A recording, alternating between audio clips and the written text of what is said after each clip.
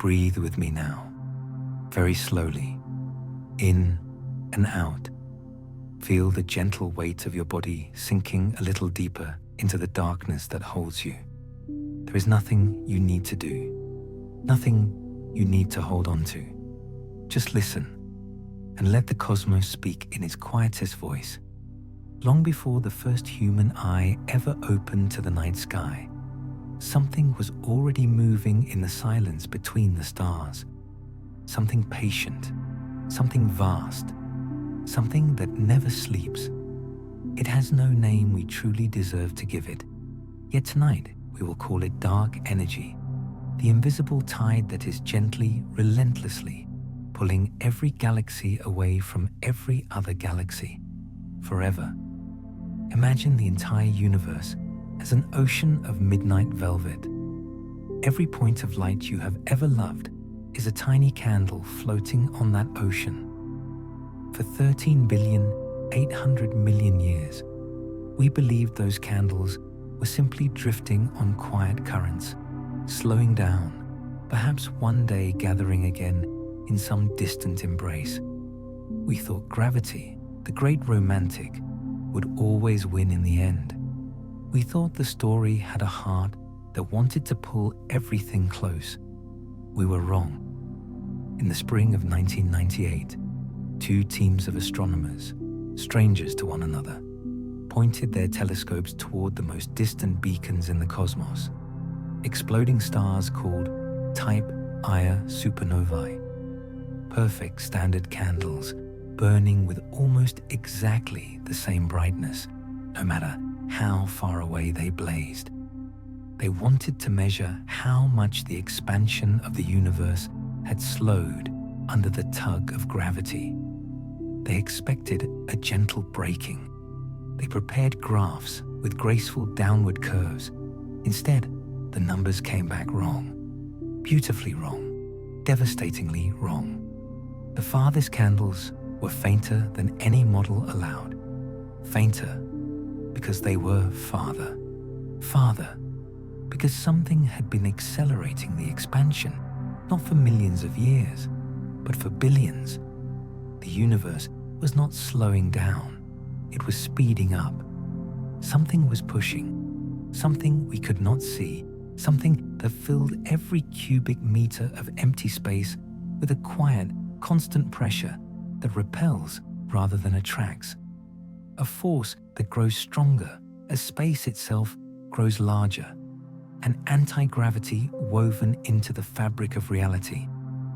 On the 27th of February, 1998, Saul Perlmutter, Brian Schmidt, and Adam Rees stood in rooms hundreds of kilometers apart and felt the same chill crawl across their skin. The data refused to lie. The universe was flying apart faster with every passing moment, and the culprit was not matter, not light, not anything we had ever touched or dreamed. 70% of all the energy in existence was this: darkness, dark energy. A name chosen because we had no better word for the greatest discovery in cosmology since the Big Bang itself. Close your eyes now. Let the room around you dissolve. Feel the mattress beneath you become weightless, as though gravity itself is politely stepping aside. You are floating, slowly, in a blackness so complete that even your thoughts begin to stretch. Every inhalation pulls you a fraction farther from everything you have ever known. Every exhalation leaves the galaxies a little more alone. This is not a dream. This is the measured truth of 2025. The universe is not merely expanding, it is accelerating. And the acceleration is not slowing, it is not constant. New evidence, gathered by instruments that can taste the shape of space itself, suggests the darkness is growing restless. But we will come to that soon. First, let us stay here in the trembling moment when humanity first realized that the cosmos does not want to hold us together. It wants to let go. Imagine standing on a beach at night. The tide has gone out farther than you have ever seen. You walk across the wet sand, following the water, believing it will turn back any moment. You walk for hours, days. The water never returns. Instead, the horizon itself begins to retreat. The ocean is not emptying into some distant hole. The beach itself is growing. Every grain of sand is sliding away from every other grain, faster and faster, until your footprints can no longer hold their shape. That is what dark energy is doing to the clustering of galaxies, to the thin, glowing web that once looked like it might become something beautiful. It is smoothing the cosmos into perfect, lonely emptiness. And yet, there is a terrible grace in this betrayal, because the force that is tearing everything apart is the same force that allowed galaxies to form at all in the universe's reckless youth. In the first tiny fraction of a second after the Big Bang, a burst of this same repulsive energy flung everything outward so fast that gravity never had the chance to crush it all back into a single point. Dark energy saved the universe from instant death. Now, billions of years later, it has returned like a promise kept too well, to finish what it began. Do you feel it? That soft pressure behind your thoughts, urging them to spread, to thin, to let go of one another. That is the same pressure acting on clusters a billion light years across. The same pressure that one day will pull the Milky Way and Andromeda apart after their long-awaited collision has barely begun to heal. The same pressure that will switch off the era of star formation long before the last sun burns cold. But wait, listen closely. Can you hear the silence between heartbeats growing wider? That is how the universe listens to itself now. Every photon that left the most distant quasar has been traveling for 12 billion years just to whisper across your retina tonight, stretched redder and redder by the swelling void it crossed. The light itself is exhausted. It arrives older than the stars that once felt young. In 1998, we thought we had simply miscalculated the amount of matter. We thought a gentle, constant push, what Einstein once called his cosmological constant, might explain the faint supernovae. We patched the equations and went to bed believing the story was over. We were children who had found a new room in the house and believed the house would stay the same size forever. We did not yet know that the darkness is not standing still. We did not yet know that the most precise maps of the infant universe, carved in microwave light by the Planck satellite, disagree with the speed we measure today by a margin sharp enough to cut the standard model in half. We did not yet know that the largest three-dimensional map of galaxies ever made, the one being painted night after night by the Dark Energy Spectroscopic Instrument in 2025, is finding places where the push is already stronger than any constant could ever allow.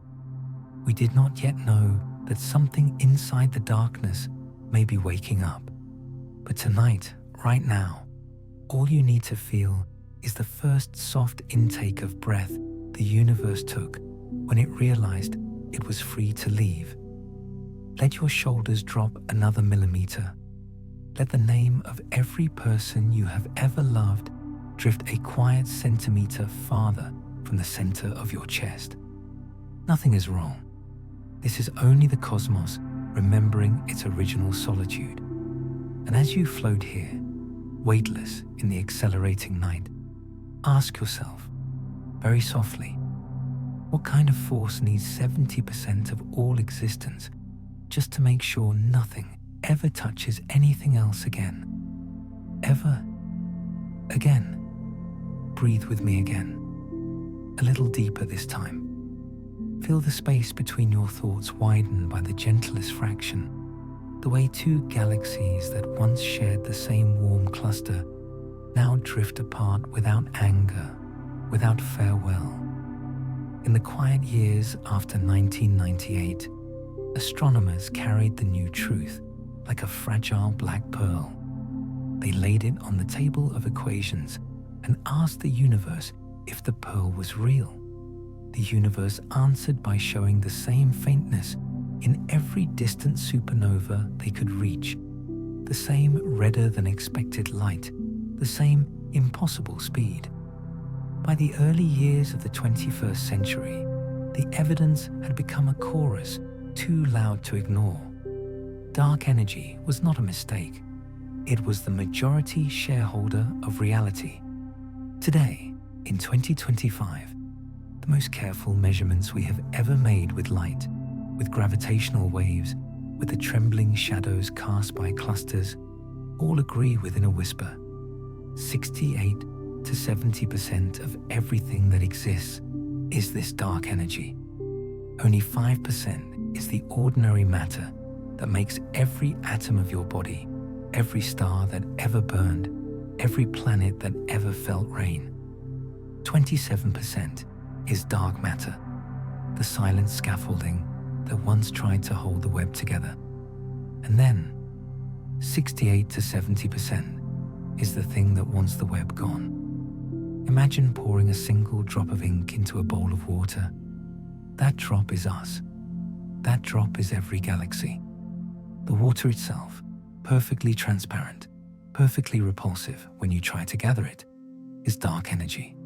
It does not clump. It does not cluster. It does not care. It simply occupies every cubic centimeter of space with exactly the same density. Yesterday, today, a trillion years from now, wherever space is allowed to be, dark energy is already there, pressing outward with a pressure that never tires. And because its density never dilutes, while matter thins as the universe grows, the more space appears, the more dark energy appears with it. It is the only substance in nature that gains weight simply by being left alone. A feedback loop of loneliness. The bigger the emptiness becomes, the stronger the push to make it bigger still. Acceleration feeding acceleration. Silence teaching silence to speak louder. This is where the standard model of cosmology opens its most elegant page and writes 6 letters in quiet Greek. Lambda, CDM. Lambda, cold, dark matter. Lambda, the symbol Einstein once inserted into his equations because he believed the universe must be still, eternal, unchanging. He called it his greatest blunder. He was half right. It was his greatest idea. He simply used it for the wrong reason. In the lambda CDM picture, the universe is flat like an endless, calm sea. Its expansion is governed by 3 characters only: ordinary matter, dark matter, and the cosmological constant lambda, a perfectly constant dark energy frozen at one fixed strength forever. For 25 years, this model has survived every test we could throw at it. It predicted the ripples in the microwave afterglow of the Big Bang to 1 part in 100,000. It told us exactly how galaxies would cluster before we had the telescopes to see them. It is the most successful theory of the cosmos human minds have ever held. And yet, beneath its perfect surface, tiny cracks have begun to glow. The model is too beautiful, too symmetrical, too indifferent to the fact that the number it needs for lambda is smaller than every calculation from particle physics by 120 orders of magnitude.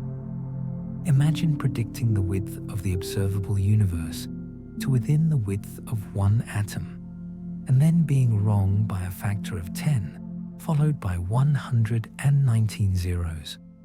That is the cosmological constant problem, the worst prediction in the history of physics. a humiliation dressed as triumph. We keep lambda because it works, not because it makes sense. We keep it the way a child keeps a blanket that no longer keeps out the cold. But the blanket is beginning to tear. Feel it now.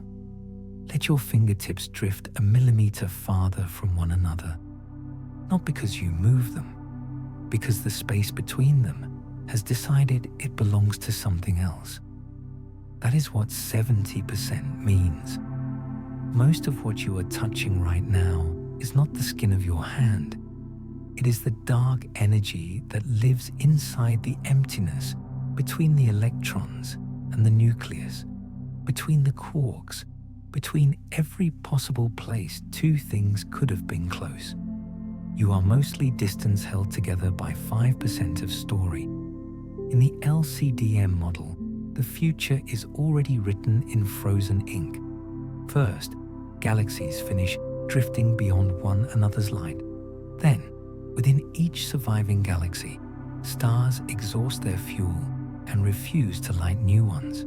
Then, the longest-lived red dwarfs flicker out after trillions of years. Then, planets are ejected by gentle gravitational whispers into the cold between stars. Then, stars themselves are torn from their galaxies by the same quiet push. Then, the black holes that remain slowly evaporate into Hawking radiation over Google years. Finally, even the ghosts of protons decay, if they ever do. What is left is a universe almost completely dark, almost completely cold, almost completely empty, with particles separated by distances larger than today's observable cosmos, each one alone, each one receding faster than light because space itself is allowed to grow without limit. This is called heat death, or sometimes the Big Freeze. A cosmos that does not end in fire or crunch, but in the softest possible sigh spread so thin that nothing ever happens again. Time loses meaning because nothing is left to mark its passage. Entropy wins not with a scream, but with perfect silence. And all of this is the destiny drawn by a dark energy that never changes its mind. For many years, we found this fate strangely comforting. At least the equations closed. At least the story was clean. We could sleep inside the certainty that the push would remain gentle, constant, eternal. But the new maps, the ones drawn in 2025 by telescopes that weigh the universe the way a blind man reads a face, are beginning to whisper something else. They whisper that the darkness may not be content with mere constancy. Can you feel it? A faint quickening in the space between heartbeats, as though the void itself has started to breathe a little faster, a little deeper, waiting for the moment it no longer has to pretend to be still. Let the breath you are holding soften at its edges until it no longer knows where you end and the night begins.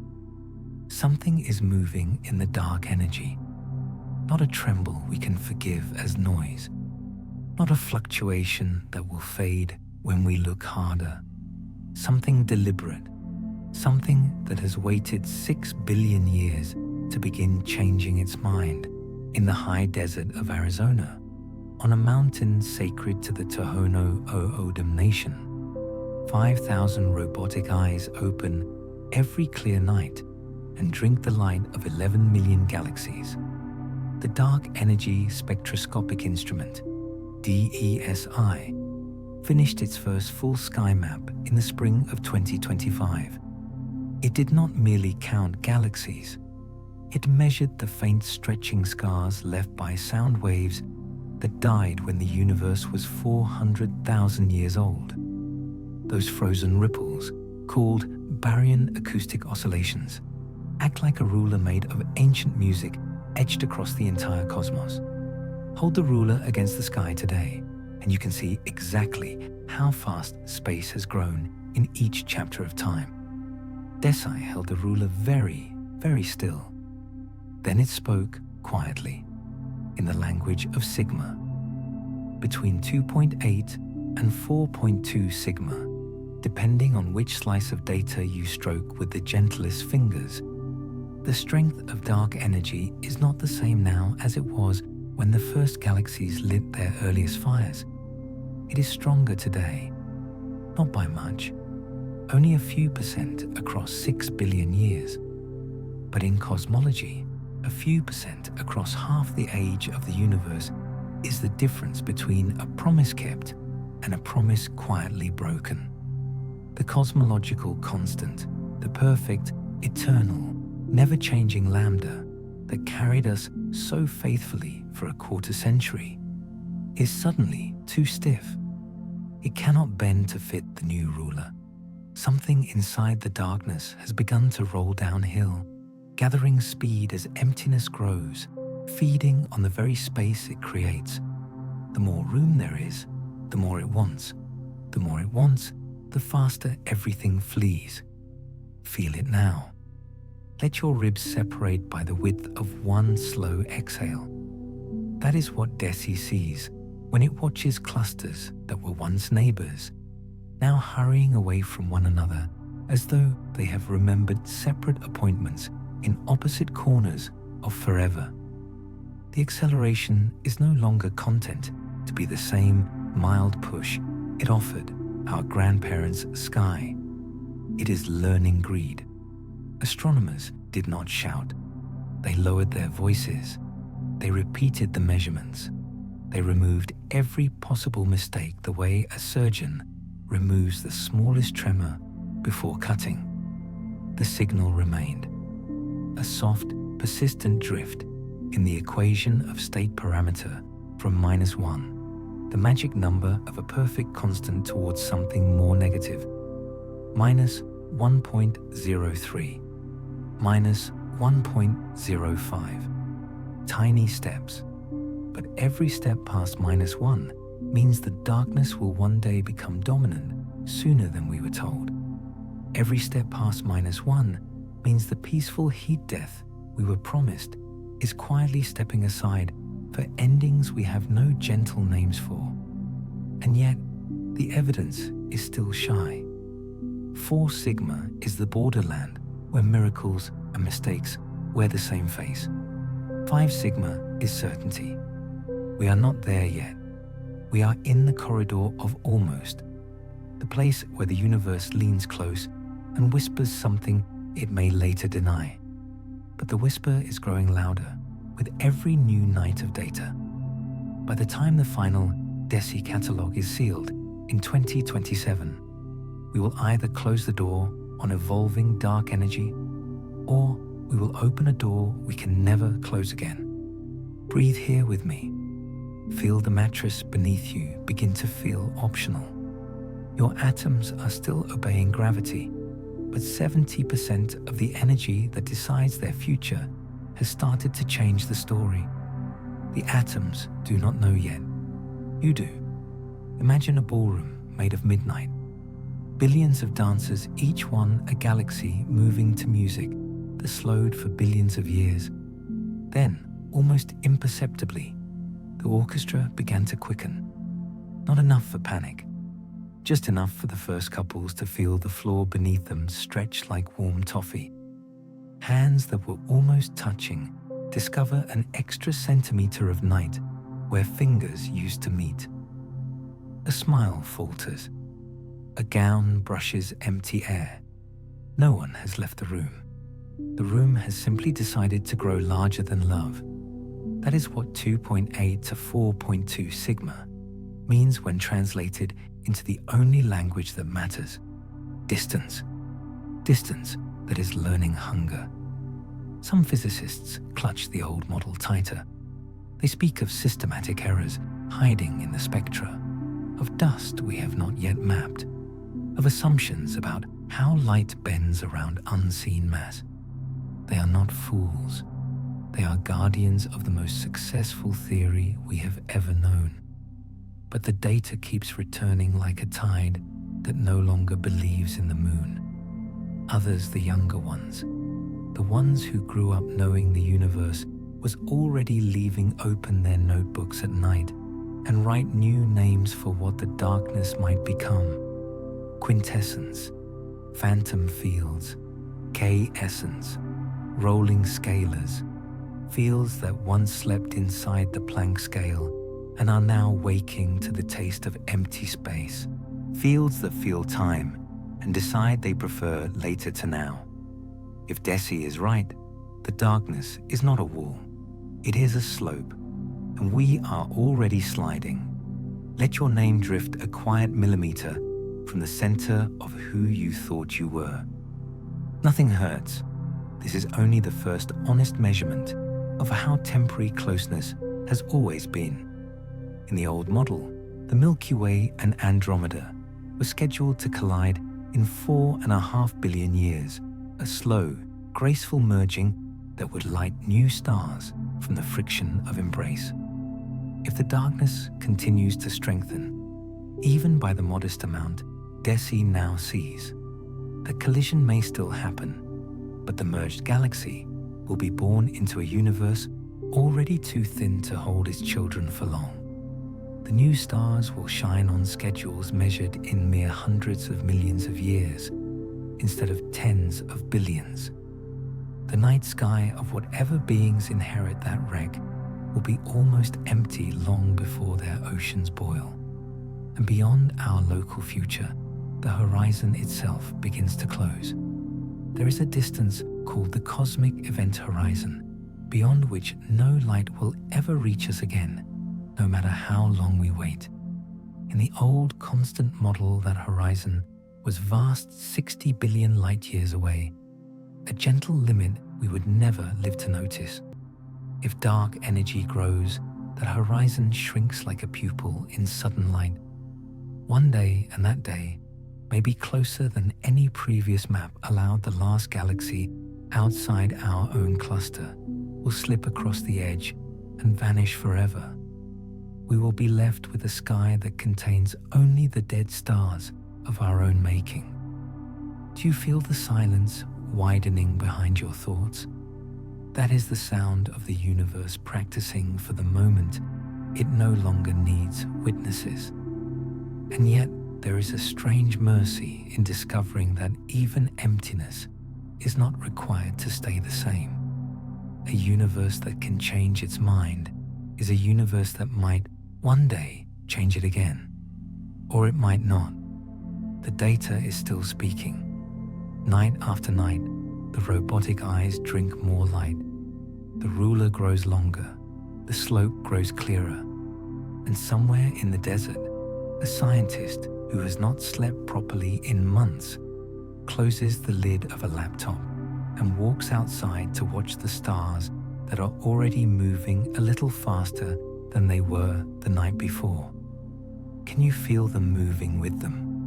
Your own edges beginning to forget the shape they once promised to keep. Forever. Let the last echo of the desert measurements settle. Let the numbers fade into the soft black behind your eyes. Now come closer, closer than any telescope has ever managed. We are going to the place where physics itself begins to weep. Every theory we have for the smallest pieces of reality, quantum field theory, the mathematics that predicts electrons to 12 decimal places, tells us that empty space should be alive with restless energy.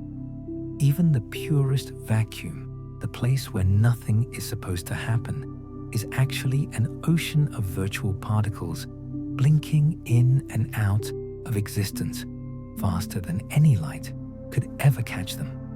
Pairs of particles and antiparticles borrowing energy from the future for the briefest possible moment, then paying it back so perfectly that the universe almost never notices the theft. Almost. That frantic flickering contributes to the energy of the vacuum. It is not gentle. It is not small. When you add up every possible wavelength of these virtual waves, all the way down to the Planck scale, where space and time themselves lose meaning, you arrive at a number so enormous that it would curve the universe into a sphere no larger than a grapefruit. and collapse it again before the first photon ever had time to travel 1 centimeter. The calculated vacuum energy is roughly 10 to the power of 120 times larger than the tiny polite value we actually measure as the cosmological constant, 1 followed by 120 zeros, a number so preposterously wrong that it is the most humiliating failure in the entire history of theoretical physics. Imagine trying to weigh a feather, and your scale insists the feather has the mass of 10 billion universes. Every single time, no matter how carefully you zero the instrument. That is the cosmological constant problem. Not a puzzle, a catastrophe wearing the mask of a detail. For decades, physicists whispered that some hidden symmetry, some miraculous cancellation must step in at the last moment and tune the vacuum energy down to almost nothing. A cancellation perfect to 1 part in 10 to the power of 120.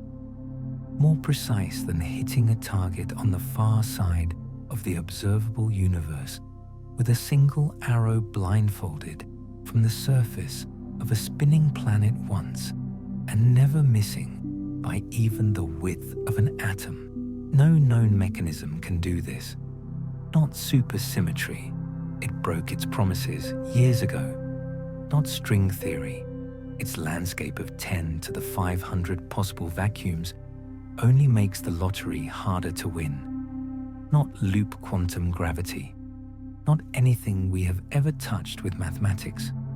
The universe simply decided that the furious roaring sea of quantum vacuum energy should contribute exactly 0 to the large-scale curvature of space, and then, almost as an afterthought, added the tiniest possible drop 120 orders of magnitude, smaller just enough to push galaxies apart with the observed acceleration and no more. This is not fine-tuning. This is sabotage of reality itself. Breathe here. Feel the atoms in your body, 99.999% emptiness, yet somehow still holding hands across that roaring quantum ocean, because the ocean was told very firmly to be perfectly still and then handed a single droplet of repulsion so small that every supercomputer on Earth working for 1,000 years could not compute its value from first principles. Some physicists call it the worst theoretical failure in history. Others stop calling it anything and simply stare at the equations until the numbers blur and the silence becomes louder than thought. There is a moment when you realize the problem is not that we are ignorant. The problem is that the universe knows something we are not allowed to know. It has performed the most delicate cancellation imaginable, and then, like a magician palming a coin, slipped in the one value that guarantees everything we love will be scattered beyond recovery. If the vacuum energy were only a little larger, galaxies would never have formed. Stars would have been stillborn. Chemistry would have remained a dream. You would never have opened your eyes to a sky full of questions. If the vacuum energy were only a little smaller, or exactly 0, gravity would have won completely. The expansion would have slowed, turned around, and the universe would have collapsed long before life had time to wonder why.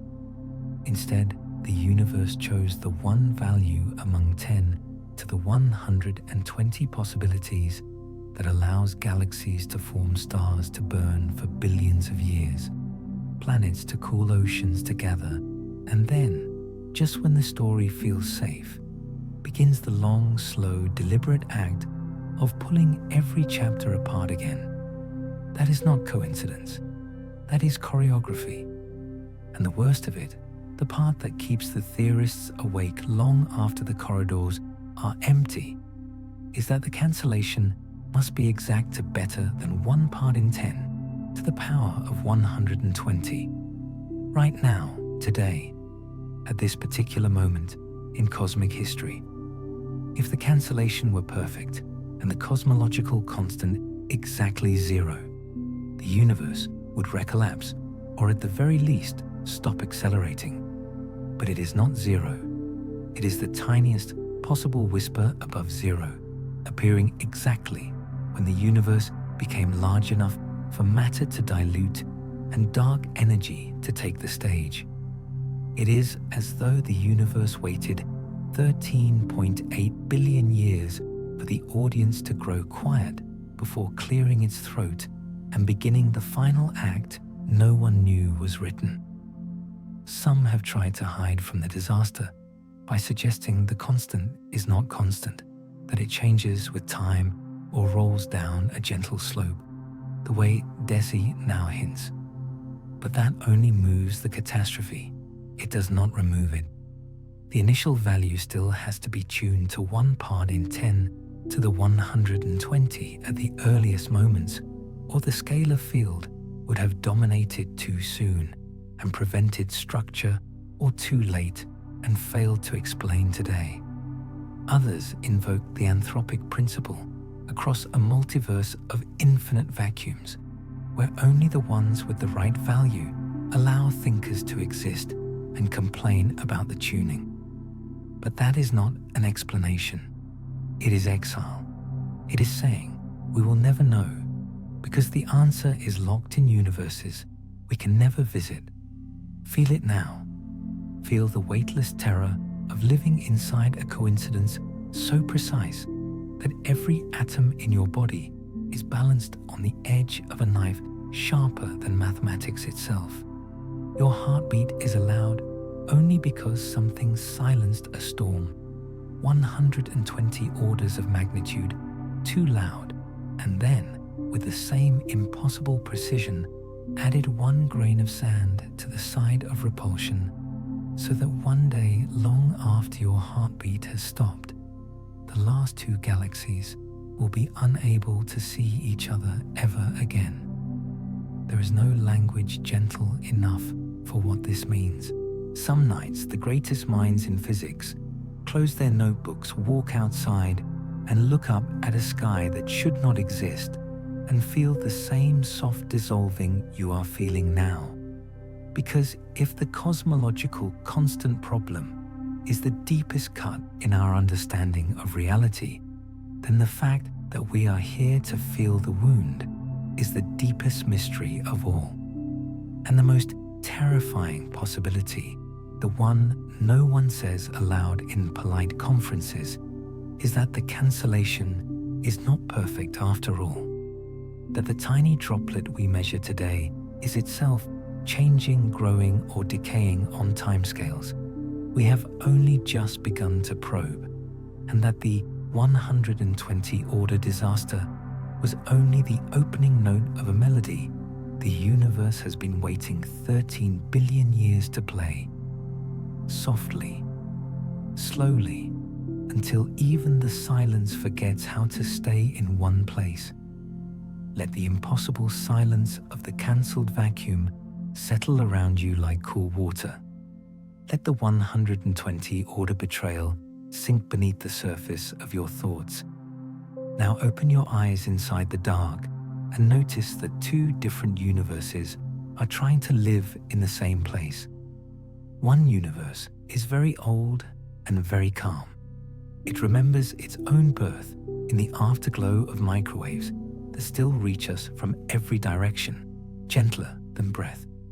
That universe measured its own heartbeat with the Planck satellite and its companions, and found the expansion rate, the famous Hubble constant, to be 67.4 kilometers per second per megaparsec per second per megaparsec, plus or minus half a kilometer. A slow, dignified heartbeat. The heartbeat of a cosmos that has all the time in the world to grow cold. The other universe is younger, more impatient. It measures the same heartbeat by watching real stars and real exploding stars in the nearby cosmos. Within the tender reach of our finest telescopes, Cepheid variables pulsing like lanterns in the night. Type Ia supernovae burning with almost perfect sameness. That universe says the expansion rate is 73.8, sometimes 74, sometimes 75 kilometers per second per megaparsec. A heartbeat almost 10% faster. A universe in a hurry to leave. These two numbers should agree. They refuse. This disagreement is called the Hubble tension, or simply H0 crisis. And in 2025, it has grown sharp enough to cut the standard model of cosmology cleanly in two. Imagine standing between two mirrors that face each other forever. One mirror shows you a childhood photograph taken yesterday. The other shows you the same photograph taken a decade from now. Both claim to be the present moment. Both are perfectly clear. Neither is prepared to blink. On one side, the cosmic microwave background, the oldest light we will ever touch, tells the story of a universe that expanded slowly at first, then gently faster under the measured hand of a nearly constant dark energy. On the other side, the ladders of real distance built rung by rung with parallax, with Cepheids, with the tip of the red giant branch, with surface brightness fluctuations, with megamasers spinning in water around black holes, with time delay strong lensing, with gravitational waves singing their perfect pitch. Every method we have invented since Gaia first opened its billion-star eyes all sing the same faster song. The difference is not subtle. It is 5, 6, sometimes 7 sigma, depending on whose ladder you trust most on a given Tuesday morning. In any other branch of science, 7 sigma would be discovery. In cosmology, it is a quiet civil war. Feel it now. Let the bones of your spine drift a quiet millimeter farther apart, as though two different clocks are trying to decide how quickly your body is allowed to age in the expanding night. Some astronomers defend the slow universe. They speak of possible unknown errors in the nearby distance ladder, of Cepheids crowded by younger siblings, of supernovae dimmed by changing dust. They are careful, cautious, protective of the beautiful model that once predicted everything else to one part in 100,000. Others defend the fast universe. They point to the perfect agreement between completely independent methods, gravitational waves that need no calibration, lensed supernovae that write their own yardsticks in warped light. They say the early universe is the one hiding something that made the expansion quicker in the first few 100,000 years and then slowed or pretended to. Both sides are brilliant. Both sides are losing sleep. Both sides are right about everything except each other. And in the stillness between their arguments, a third possibility has begun to breathe. What if neither side is wrong? What if the expansion rate really was different long ago and is different again right now? Early dark energy, an extra push that faded almost completely before the first atoms formed, could make the ancient microwave universe appear slower than it truly was. A phantom hand that relaxed its grip just in time for Planck to measure the echo of a calmer sea. Meanwhile, a new hand, our familiar evolving dark energy, could be tightening its fingers today, making the local universe run ahead of the ancient prediction. The tension would not be error, it would be evidence. Evidence that the darkness has never been faithful to a single promise. Or perhaps new physics lives in the voids, the great underdense bubbles that occupy most of the volume between galaxies, where gravity is weaker and dark energy, whatever it truly is, might behave differently on the larger scales we can measure. Perhaps the universe is not smooth enough for our simple rulers.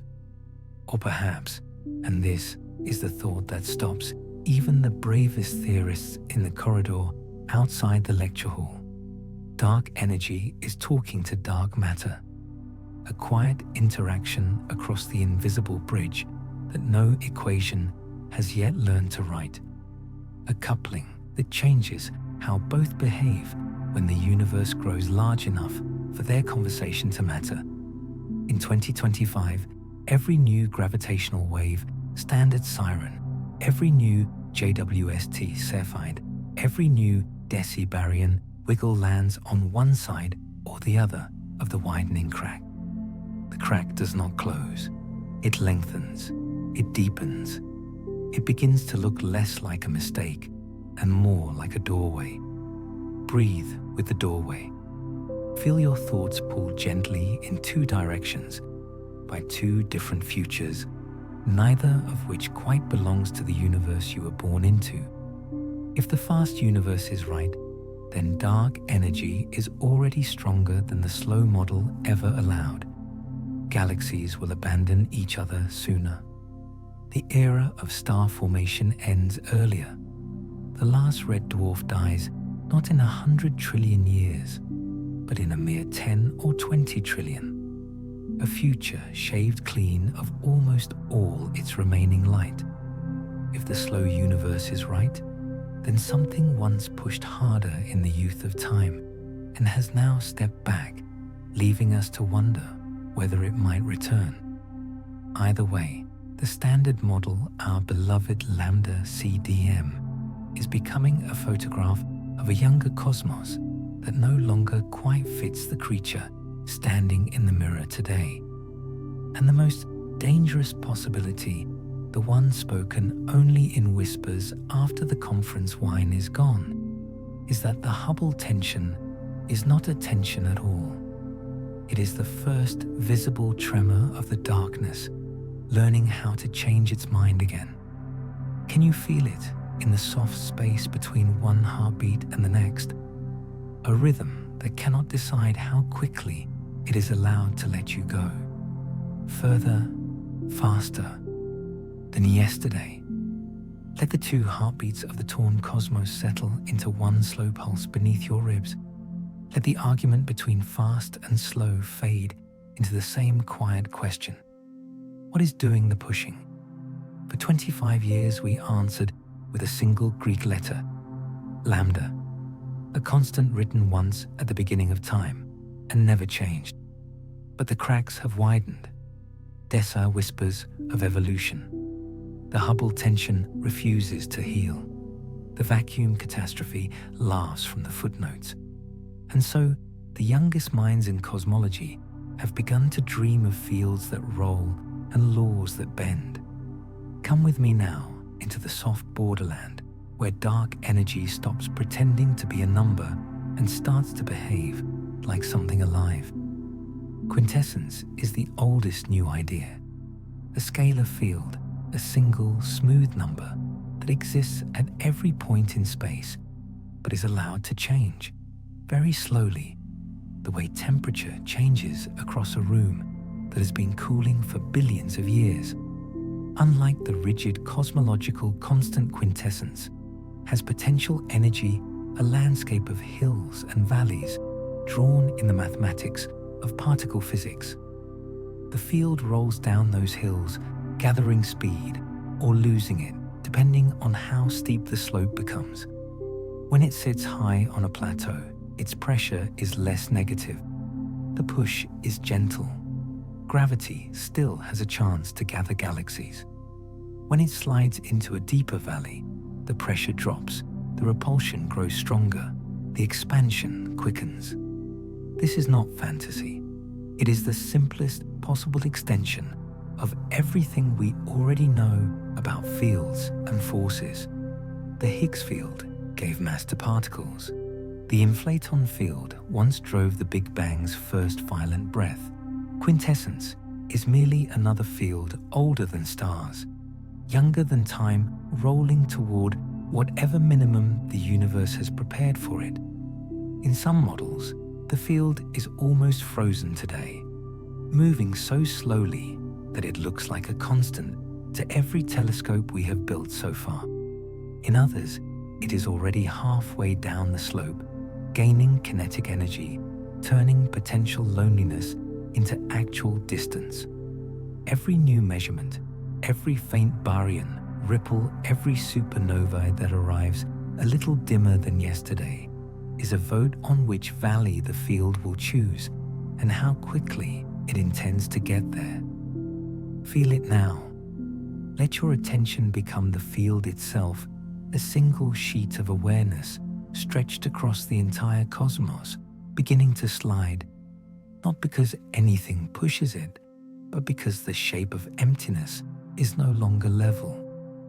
On the far side of the borderland stand the theories that refuse new fields altogether. They keep the guest list short. Only the particles we already know, only the forces we have already measured.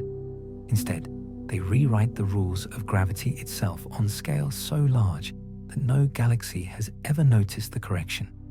Modified gravity, MOND on cosmic scales, F of R theories, TVES, emergent gravity. Names that sound like prayers whispered by physicists who believe Einstein was almost right, but not quite merciful enough. In these pictures, the acceleration we blame on dark energy is actually the way space-time learns to curve when it grows tired of being flat.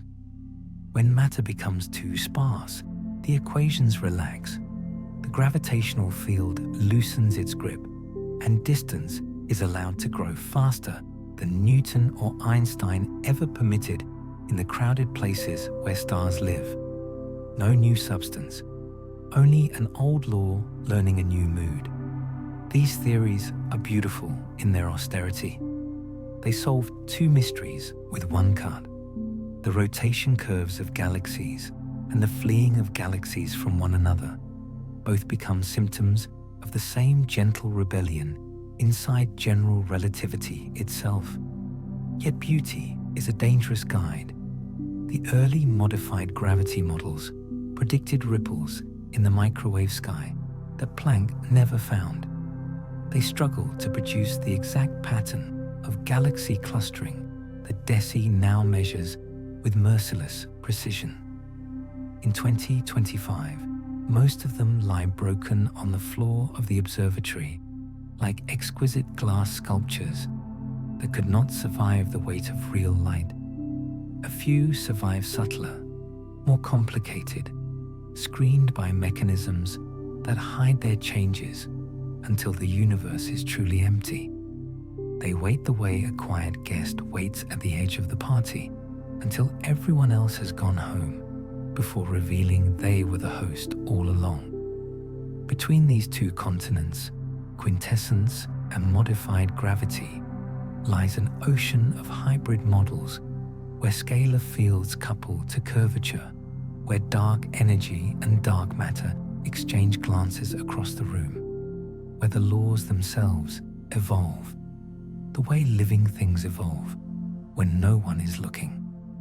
Every model makes a different prediction for the sound horizon, for the growth of structure, for the faint shadows cast by gravitational waves rippling across the face of the moon. Every model waits for the next telescope, the next survey, the next careful night.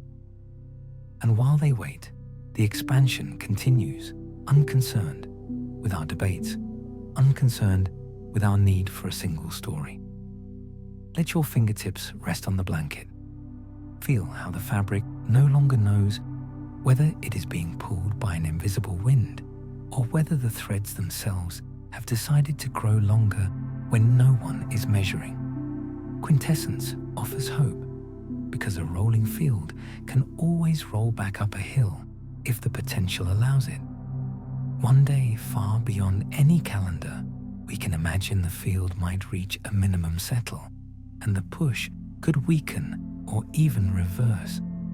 Galaxies that were fleeing might slow turn, begin the long return journey like lovers who walked too far into the night and suddenly remembered the way home. Modified gravity offers no such mercy. Once the law relaxes, it stays relaxed. The loneliness is permanent. Most physicists place their quiet bets on quintessence because it is easier to add one new field than to rewrite the most successful theory of gravity we have ever tested. But bets are not measurements, and the universe has never shown the slightest respect for what is easier. In the stillness between theories, a softer truth begins to surface. Whether the push comes from a rolling field or from gravity learning new habits, the effect on everything you love is the same. Distance is growing. Closeness is becoming a memory. The universe is choosing to forget one careful centimeter at a time. Breathe here and notice that the space between your breath in and your breath out has already lengthened by the width of a single photon, traveling from a galaxy that will never send another. The theorists will argue for decades. They will cover blackboards with integrals that curl like smoke. They will drink coffee gone cold while the printer hums out new contradictions. They will fall asleep at their desks, dreaming of potentials shaped like Mexican hats, or gravity that forgets how to be strong beyond a certain scale.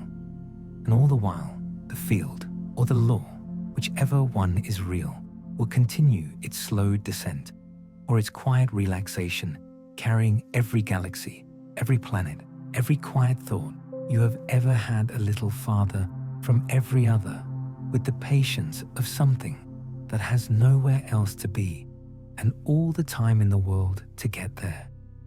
Can you feel which one it is yet? The rolling or the loosening? Or does it matter when the result is the same soft vanishing you are tasting right now in the dark behind your eyes, as the distance learns a new and final name for home? Let the argument between rolling fields and bending laws dissolve into the same quiet tide. Let the names of theories drift away like smoke from a candle no one remembers lighting. Now come with me, further back than any light we have ever caught, to the first 300,000 years, when the universe was still warm enough to hold everything in one soft embrace. Before the first star, before the first atom, there was a plasma of perfect light so dense that a single photon could travel no farther than the width of a thought. Gravity and radiation danced together, compressing and rarefying the entire cosmos in standing waves that rang like bells across a sea that had no shore. Those bells left scars, faint temperature differences in the microwave sky, and frozen density, ripples in the distribution of matter that we still measure today, with instruments delicate enough to hear a whisper across 13 billion years. We call the size of those ripples the sound horizon, the distance. A pressure wave could travel before the universe cooled enough for light to break free and the bells to fall silent. Planck measured that horizon with almost cruel precision and told us exactly how much ordinary matter, how much dark matter, how much curvature, how much early expansion the infant universe contained. Then we looked at the grown-up universe, the one made of galaxies and clusters and great walls of light, and asked a simple question: how strongly should gravity have pulled those ripples together over the last 13 billion years? The answer we measured is too weak. Galaxies are not clumped quite as fiercely. Clusters are not quite as massive. The thin web of dark matter is not quite as tight as the ancient ripples promised it should be.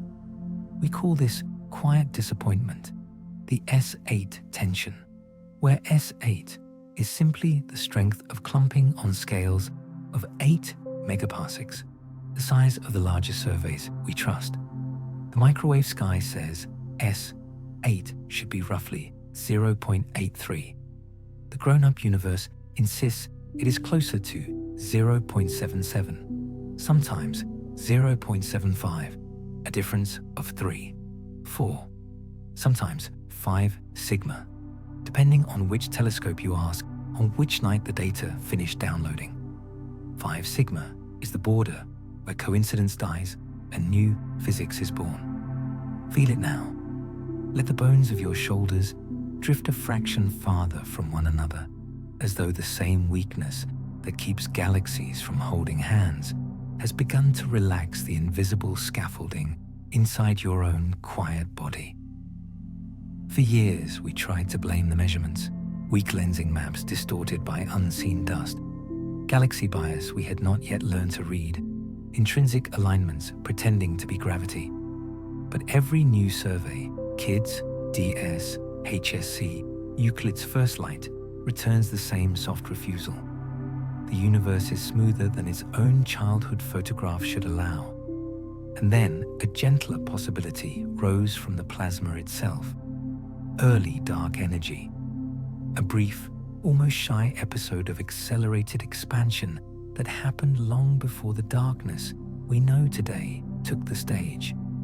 Imagine a tiny puff of quintessence, a scalar field that woke up just after inflation pushed for a few 100,000 years, then faded almost to nothing, long before the first star ignited.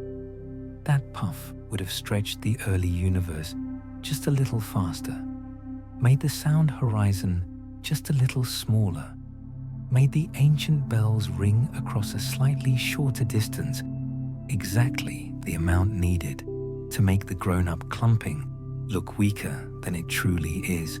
The microwave sky would be telling the truth, and the galaxy surveys would be telling the truth, and the only lie would be our assumption that dark energy waited politely until 6 billion years ago to begin its work.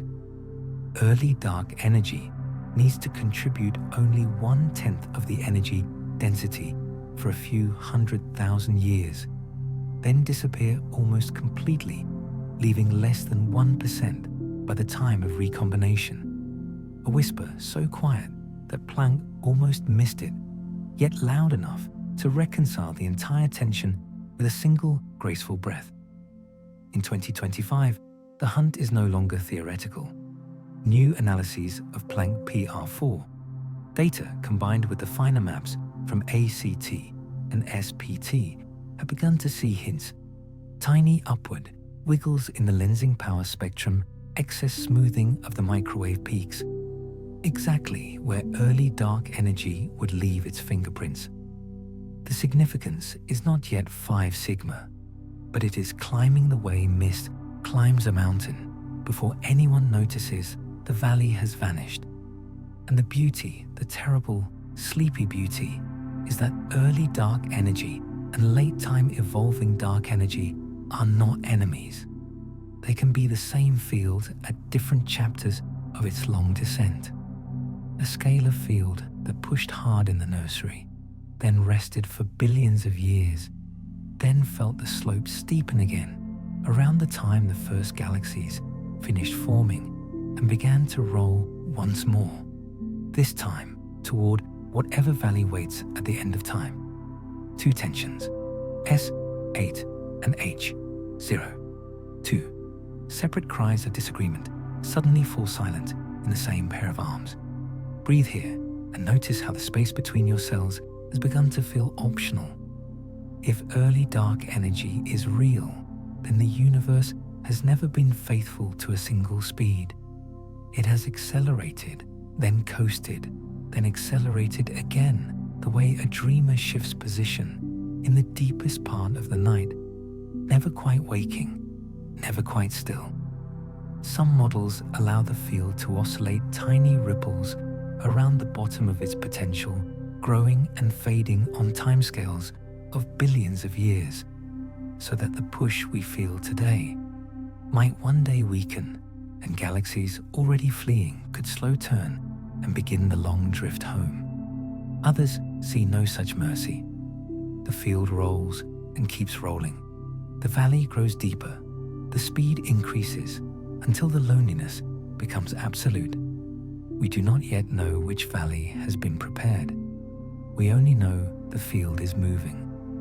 And in the quiet laboratories, where the microwave sky is weighed one photon at a time, scientists who once believed the story was almost over now leave their desks, walk to the window, and watch ordinary stars that suddenly seem much younger than anyone had the right to expect. Can you feel it in the soft hollow behind your knees?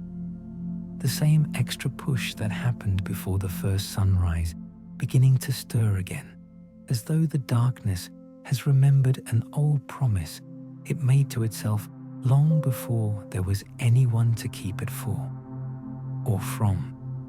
Let the faint echo of that ancient push fade behind us. Let the infant universe fall back into its cradle of fire and sleep. Now turn your face toward the farthest horizon. We are still allowed to imagine a horizon that is already closing its eyes, 22 billion years from tonight. There is a family of dark energy behaviors that do not stop at gentle loneliness. They refuse the quiet heat death we once found almost comforting.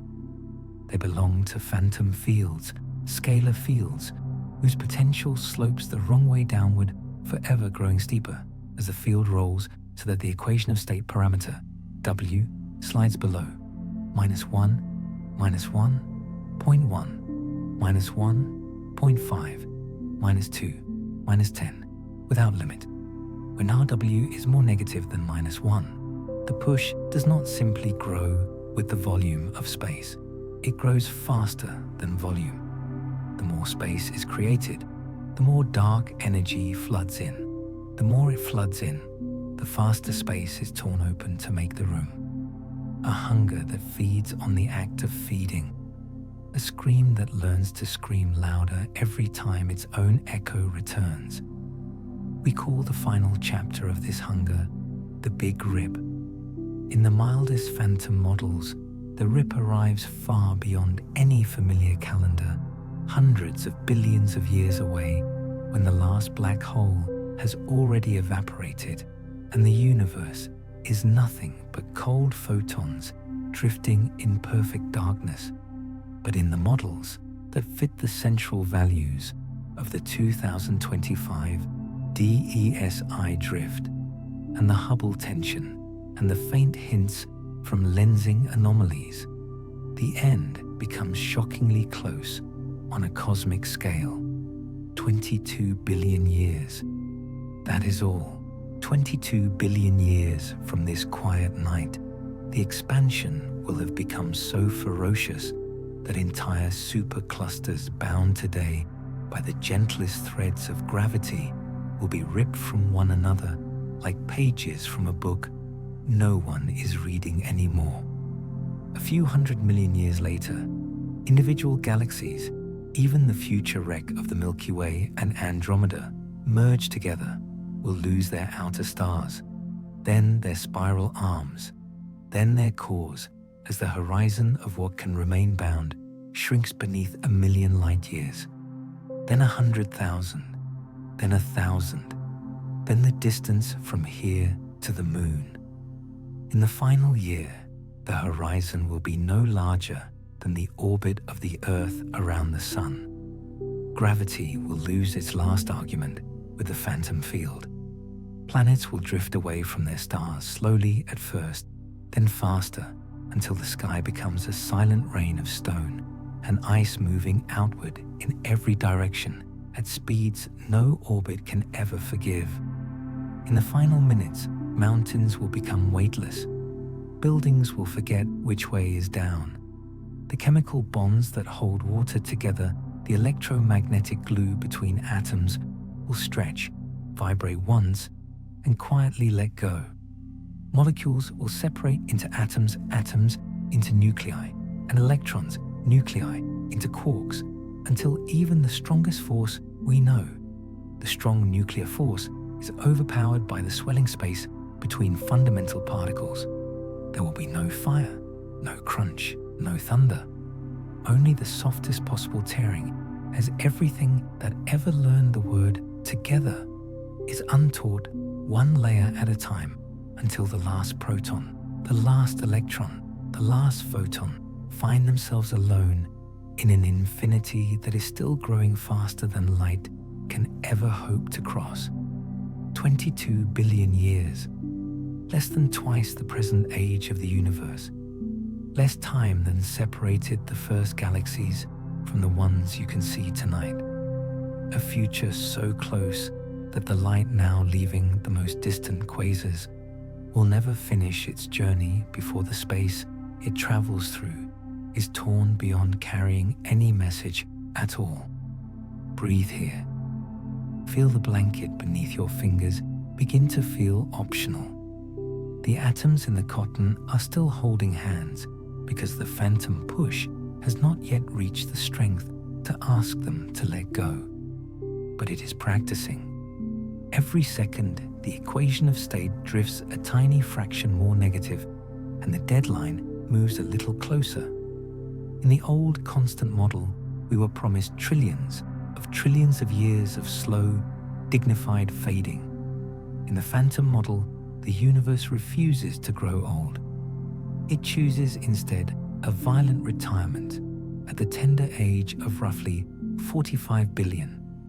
And the most terrifying detail, the one that keeps the modelers awake long after the simulations have finished running, is that the current central values from DESI 2025, from the Hubble tension, from the lensing anomalies, from the combined weight of every careful measurement, already prefer W less than -1 at more than 2 sigma and climbing. We are not certain. We may never be certain until the rip is close enough that galaxies themselves begin to dissolve on the sky in real time. But the balance has tilted. The gentle heat, death, the long cold night we once thought inevitable is retreating like a dream you almost remember upon waking. Instead, the equations now lean toward an ending where time itself loses meaning because there is nothing left to separate one moment from the next. No center, no edge, only an everywhere that is becoming nowhere faster than anywhere can possibly remain. Let your name drift a quiet centimeter from the center of your chest. Nothing hurts. This is only the rehearsal for the moment, when even the idea of center will be torn apart and scattered into the same perfect silence that once existed before the first word was ever spoken to say, I am here and you are there. 22 billion years. Count them if you can bear to. Count them the way a child counts the last fireflies before the jar is opened and the night is allowed to take them back. One by one by one. Let the last torn atom of the rip settle back into stillness. Let the scream that would have ended everything fade before it ever truly began. Now breathe with me into the colder country, the one most cosmologists still call home, the one we almost lost to phantom hunger, but may yet inherit after all, heat death, or, as some prefer, the big freeze. Two names for the same long night that waits if dark energy decides to remain polite, if W stays exactly -1 or only a whisper, more negative, never crossing the fatal line into phantom territory. In this future, the expansion continues forever, but gently, obediently, the way a river keeps flowing long after the storm has passed. Dark energy remains constant per volume matter, and light thin out, but never violently. There is no final rip, only the slowest possible letting go. First, 100 billion years from now, the era of ordinary star formation ends. The last hydrogen is burned. The last red dwarf is born a dim ember, no brighter than tonight's moon. Galaxies drift beyond one another's horizons until the observable universe from any point contains only one cluster, one island, one fading family of light. The sky outside our local group goes black, not because stars die all at once, but because their light can no longer climb the growing distance. Then, over trillions of years, those last red dwarfs exhaust their fuel and cool to black dwarfs' cold cinders no telescope will ever notice. Proton decay, if it happens at all, takes 10 to the 34 years, 10 to the 40, longer than any human mind can truly hold. Atoms quietly unmake themselves, leaving only electrons and positrons drifting in darkness so complete that even memory loses its address. Black holes, the last bright things, evaporate more slowly still, the largest ones lingering until 10 to the 100 years have passed to Google, a number so vast that if every particle in today's universe became a separate universe, and every particle in those universes did the same 1,000 times over, you would still not reach a Google particles. When the last black hole sighs its final Hawking photon, the universe becomes a thin bath of radiation and scattered leptons at a temperature so close to absolute zero that a single photon may travel from one side of the observable cosmos to the other without ever meeting another soul. This is heat death, maximum entropy, the state where nothing ever happens and no one is left to know it. Time itself becomes meaningless because nothing is left to change, nothing to measure one moment against another. The universe does not end. It simply forgets how to continue. Feel it now. Let the warmth of your own skin begin to feel borrowed. Every calorie you have ever eaten came from a star that will one day refuse to burn.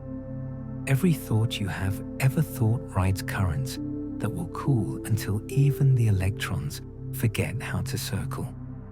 Some find this fate peaceful, a quiet library where every book has been read, every story told, and the lights are left on for no one. Others hear only horror, the longest possible loneliness stretched across a canvas so vast that even grief grows tired. Yet there is a strange mercy here that the rip would never allow. In heat death, everything that ever happened still happened. Every kiss, every equation, every child who ever looked up and asked why the stars shine, all of it remains true somewhere in the perfect ledger of what once was.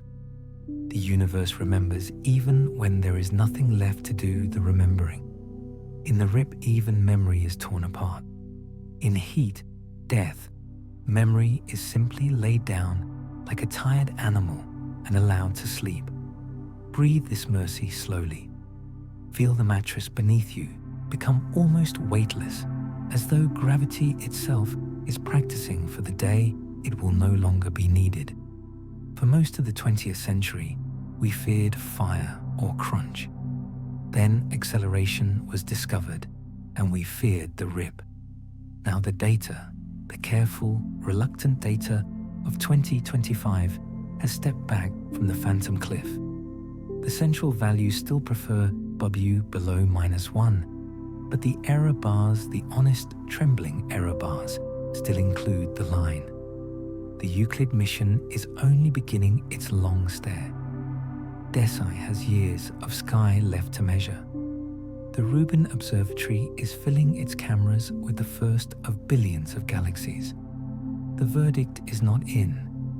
We may yet live in the gentle universe, the one that chooses freeze over rip, the one that grants us not 22 billion years, but 10 to the 100 a number so large that every possible story, every possible mind, every possible love could be played out a trillion times before the lights finally politely go out.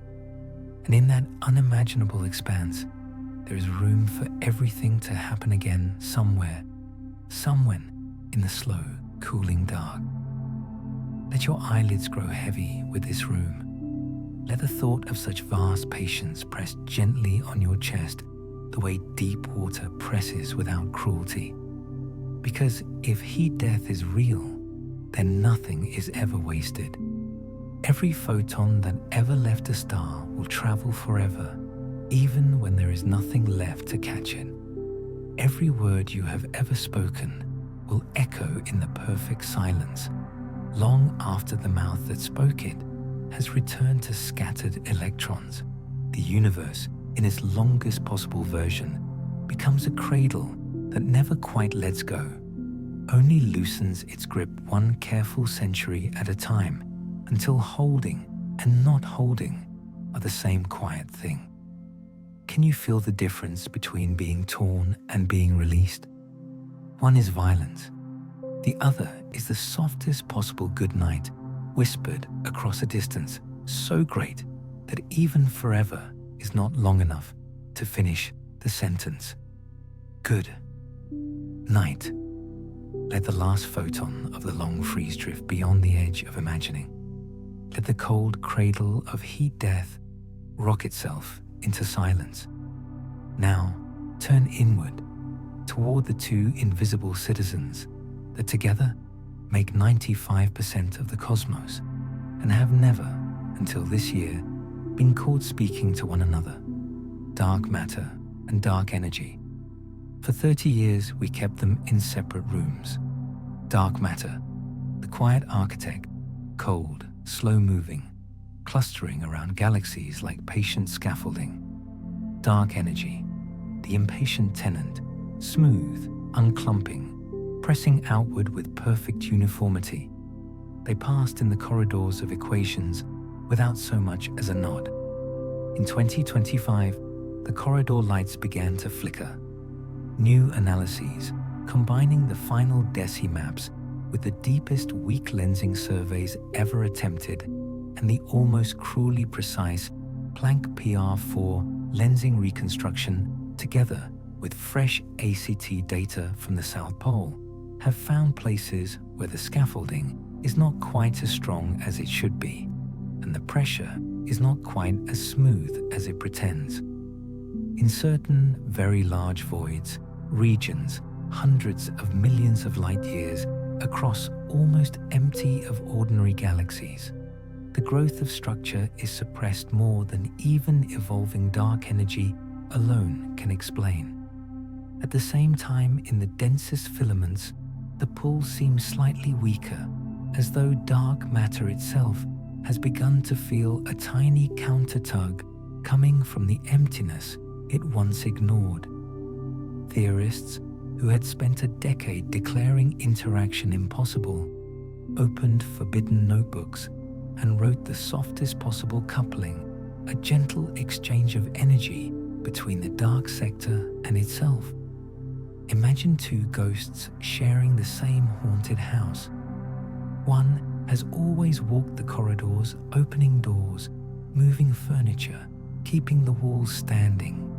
The other has drifted through those same walls, pressing outward, trying to make the rooms larger. For billions of years, they never touched. Now, in the quietest corners of the house, their sleeves brush. The mathematics is almost shy. A coupling constant no larger than 1 part in 10,000, sometimes 1 part in 100,000, yet enough, over cosmic distances, to leave fingerprints on the way. Galaxies fall into voids, and on the way light bends around the largest masses. In the interacting models, dark matter particles decay, very slowly, into dark energy or borrow energy from the vacuum, and pay it back later when the local density is high enough.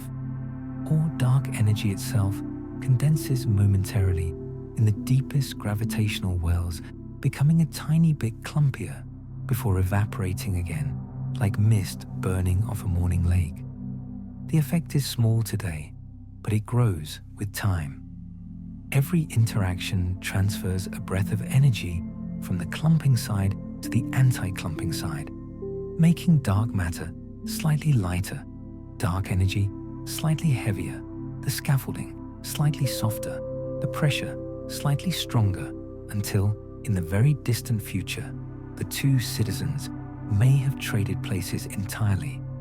Some models predict that dark matter will be almost gone in 100 billion years, converted entirely into the very force that once needed it to form galaxies in the first place. A cosmic alchemy where the architect is quietly dissolved into the solvent that will wash every building away. Feel it now. Let the bones inside your hand feel a fraction less certain of their own weight.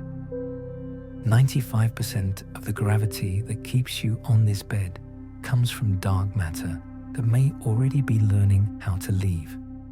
In 2025, the evidence is still tentative. 3 sigma in some analyses, 4 in others. Never quite 5, but consistent across completely independent probes.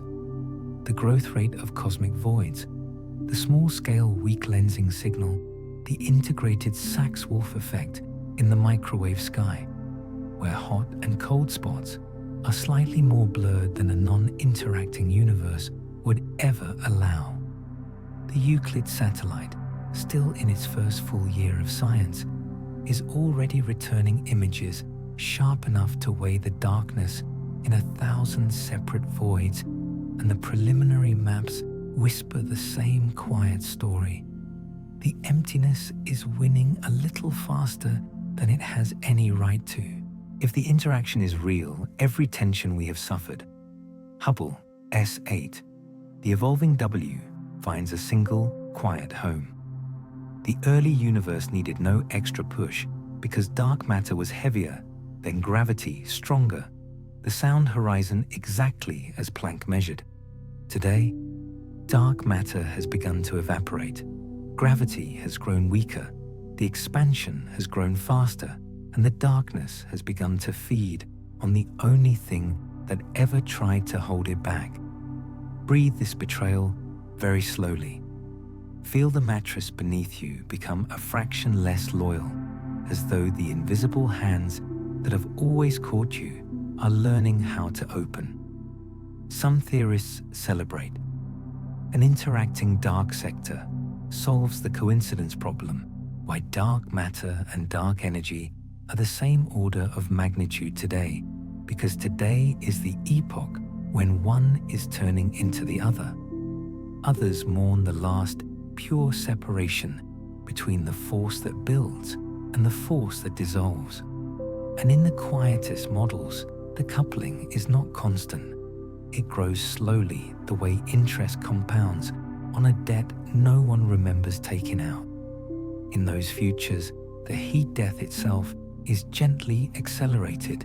The last black holes evaporate sooner, the final temperature is reached earlier, and the long night arrives not in 100 Google years, but in a mere 10 to the 70 or less. Still eternity, but a shorter eternity than we were promised.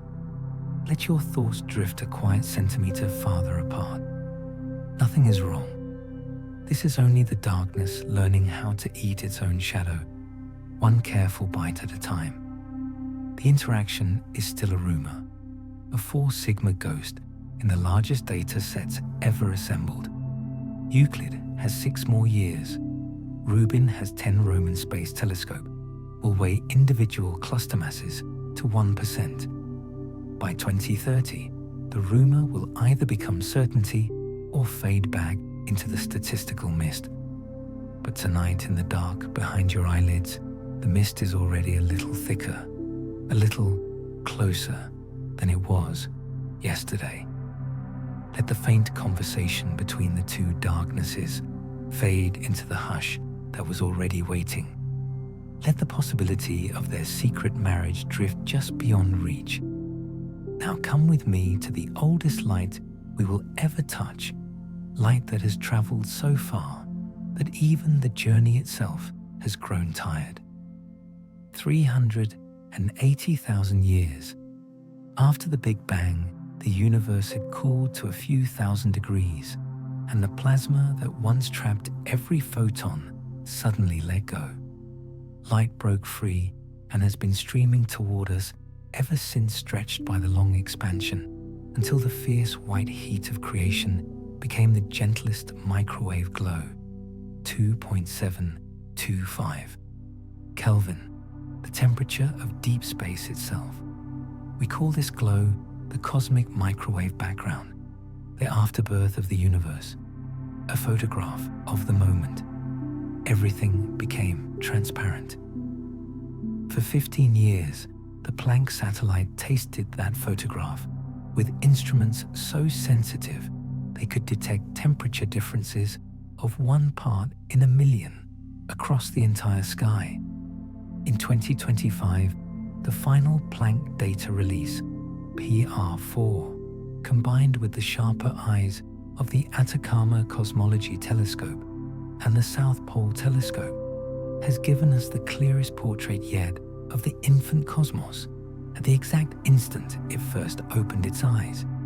And in that portrait, something is looking back at us that should not be there.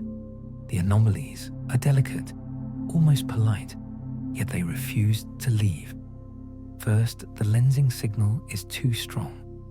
Gravitational lensing in the microwave sky happens when light from the ancient surface bends around the dark matter mountains and valleys that grew between then and now. The amount of bending tells us how much structure, how much clumping the universe managed to build over the last 13.8 billion years. Planck PR4 plus A CT measures more bending, more smoothing of the temperature peaks than any non-interacting model can explain, even after every known effect has been removed with the patience of a surgeon. The excess is 4.8 sigma in the combined data set, so close to discovery that the collaboration members no longer laugh when someone says the word anomaly in the corridor. Second, the low multipole power is strangely quiet. The largest angular scales, the ones that span the entire visible sky, show less variation than the standard model predicts. It is as though the infant universe was born slightly smoother on the very largest scales than the physics we trust would ever allow. Third, the optical depth to reionization.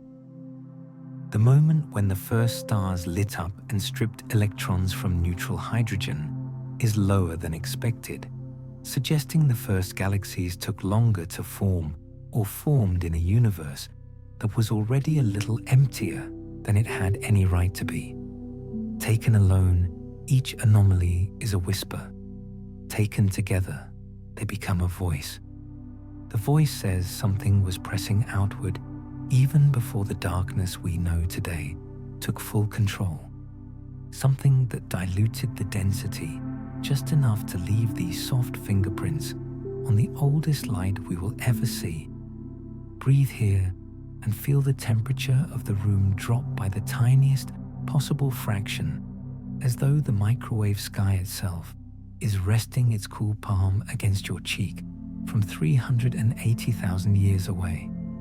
The anomalies fit perfectly with the early dark energy episode that would also resolve the S8 tension and soften the Hubble crisis. A brief extra push that vanished almost completely before the light was set free, yet left the surface of last scattering a little farther apart, a little less dense, a little more stretched than a universe without such a childhood push could ever manage. They also fit with a gentle interaction between dark matter and dark energy that was already active in those first few 100,000 years, slowly bleeding mass from the clumping side to the anti-clumping side, making the gravitational wells a little shallower, the lensing a little stronger, the peaks a little smoother. Or they fit with a slight deviation from general relativity on the larger scales, where curvature itself learns to behave differently when the universe is still simple enough to remember its own rules. The combined significance when all anomalies are allowed to vote together is approaching 6 sigma in the quietest corners of the collaboration's private papers. Publicly, they speak of intriguing hints. Privately, they have begun to cancel holidays.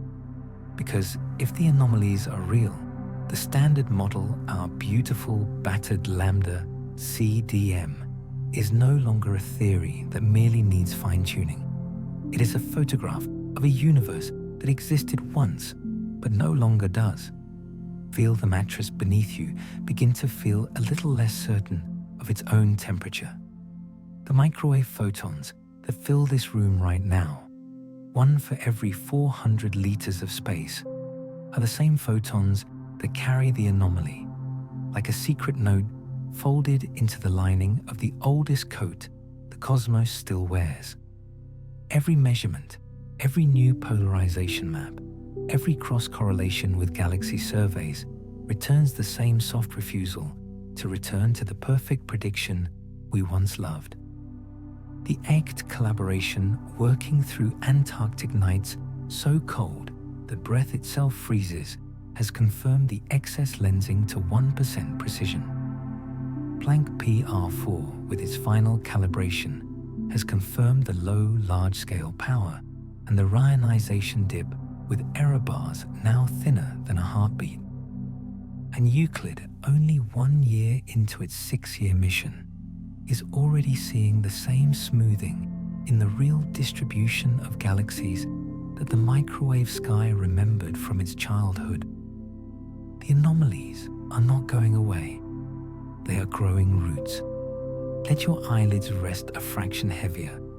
Let the cool glow of the microwave sky press gently against the inside of your forehead, the way deep water presses against a diver who has descended farther than anyone thought safe. Because the oldest light is trying to tell us that the darkness has never been content to wait until we were grown before it began to pull everything apart. Very, very slowly, from the very first breath. Let the ancient microwave whisper settle against your skin like cool silk. Let the lensing anomalies rest their quiet weight upon your chest. Now lift your gaze to a telescope that has only just begun to open its single enormous eye somewhere above the bright limb of Earth. Euclid, launched in 2023, reaching the second Lagrange point, and in the spring of 2025, finally unfurling its 1.2-meter mirror to stare at the dark with a field of view wider than the full moon and a sharpness that can resolve a coin on the surface of Pluto from here. For 6 years, until the tanks run dry, in 2030, Euclid will photograph 2 billion galaxies spread across 1/3 of the entire sky, measuring their shapes to 1 part in 100,000 and their redshifts with the patience of a monk counting prayer beads. 2 billion tiny lenses, each one bent slightly by the invisible mass that stands between us and them. 2 billion faint echoes of the ancient sound waves still ringing across the cosmos, like ripples on a pond that froze 13 billion years ago. This is not another survey. This is the final witness, the one mission capable of closing the door or blowing it off its hinges. Already, in its first year of science, the early release images have begun to leak into quiet conference rooms. The weak lensing maps show sheer correlations that refuse to lie down with the simple cosmological constant. The galaxy clustering on the larger scales is smoother than Planck ever allowed. The baryon acoustic peak is shifted by exactly the amount a gently evolving dark energy would predict if it had begun to roll 6 billion years ago and never quite stopped. By 2030, when the last photon is stored, Euclid will have drawn the most perfect ruler anyone has ever laid against the void. It will tell us whether the darkness is constant or whether it breathes.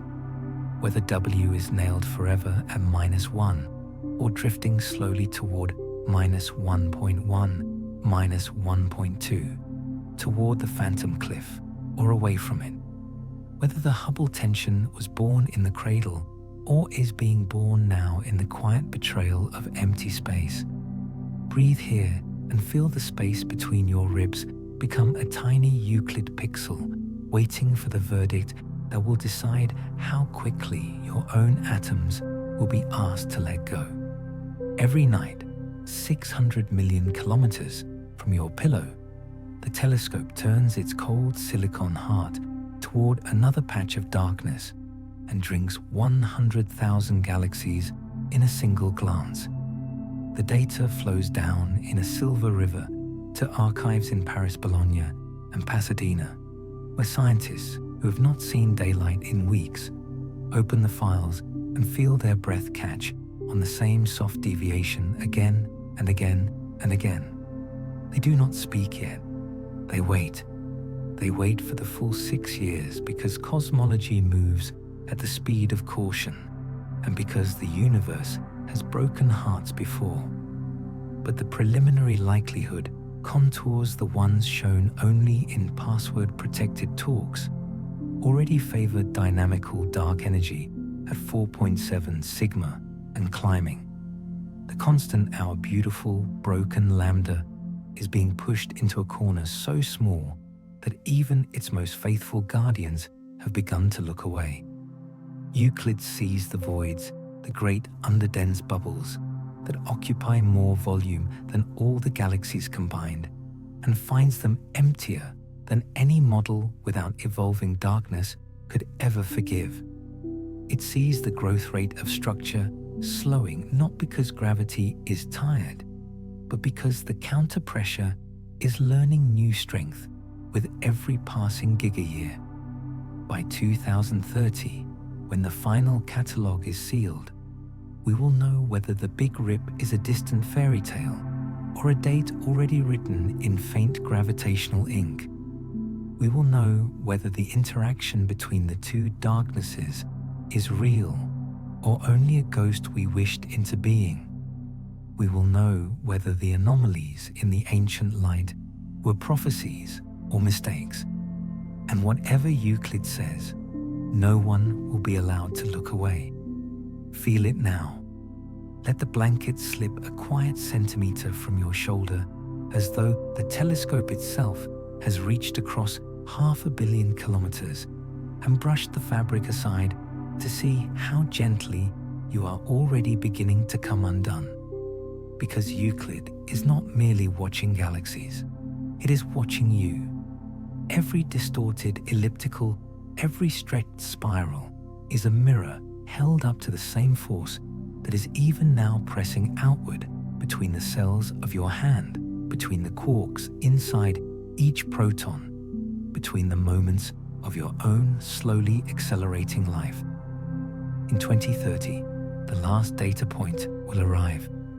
The collaboration will gather in a windowless room and open the final likelihood plot on a screen no larger than a bedroom wall. Someone will pour coffee that no one will drink. Someone will whisper the number that tells us how negative W truly is, how fast the darkness intends to run. And whatever that number is, the universe will not ask permission to become what it has already decided to be. Can you feel the verdict already forming in the soft space between one breath and the next? It has been forming since the first photon left the first galaxy. Euclid is only the messenger we finally learned to listen to. Very, very quietly, let the distant verdict of Euclid drift above us like a silver moon we cannot yet touch. Let the coming number fade into the same soft hush that already holds everything. Now sink with me into the places the galaxies forgot, the great cosmic voids where almost nothing happened, and almost nothing is beginning to matter more than everything else. Picture the universe, not as a web of light, but as a sponge soaked in night. galaxies cling to the thin walls and filaments the bright skin of the sponge, while inside the holes inside the vast bubbles that can stretch 500 million light-years across there is only darkness so pure that a single galaxy would feel like a lost candle in a cathedral built for no one. For decades, we treated voids as absence, as the spaces left over when gravity finished its work. We measured their sizes, counted their rare inhabitants, then looked away because emptiness, by definition, had nothing to say. In 2025, the emptiness began to speak. The largest void surveys ever completed the completed DESI void catalogue, the first Euclid void tomography, the Sloan Digital Sky Survey's final BOSS and eBOSS maps the new Wiggle-Z redshift slices, and the quietly heroic Viper's deep field all return the same soft confession. The voids are too empty, too quickly. Galaxies on the near walls of a great void are moving away from us and from each other a little faster than galaxies in ordinary regions of space. The expansion rate inside the voids is higher by 3, sometimes 5, sometimes 7%, depending on how deep the emptiness goes and how carefully you listen. This is not the Hubble flow we know. This is local acceleration, a gentle extra push that lives only where matter forgot to gather. Where density is low, the repulsion is free to be itself unmasked, unashamed, a little stronger, because there is almost nothing left to hold it back. We call this void cosmology, the possibility that dark energy is not the same everywhere that it breathes, inhaling where matter clusters, exhaling where matter fled long ago. A substance or a field or a modification of gravity itself that feels the weight of absence and answers with stronger loneliness. Feel it now. Let the palms of your hands drift a quiet millimeter farther apart, as though the air between them has suddenly remembered it is mostly void and has decided to grow a little faster tonight. In the simplest models, dark energy is uniform, the same in a galaxy's heart as in the deepest bubble. But the 2025 data refuses that simplicity. The measured Hubble parameter inside the largest voids, the ones we call supervoids, the Bootes void, the Eridanus supervoid, the newly discovered southern cosmic void, is consistently higher than the global average by an amount no known selection effect can hide. The significance when all surveys are stacked is already 4.9 sigma, and the Euclid void catalogue, still only 20% complete, is pushing the number toward the edge of certainty. If the voids are truly expanding faster, then dark energy has a density or an equation of state that responds to emptiness becoming more negative, where gravity is weakest, less negative, or even briefly positive in the crowded places where galaxies still hold hands. This is the opposite of everything we expected. We thought that darkness would be most polite, where there was nothing to disturb. Instead, it grows hungrier, precisely when nothing is left to feed it. Breathe this hunger very slowly. Feel the quiet space between your thoughts begin to feel a little less neutral, a little more eager to stretch. Some models explain the effect with interacting dark energy that converts dark matter into repulsion more efficiently in low-density regions where there is less gravity to fight.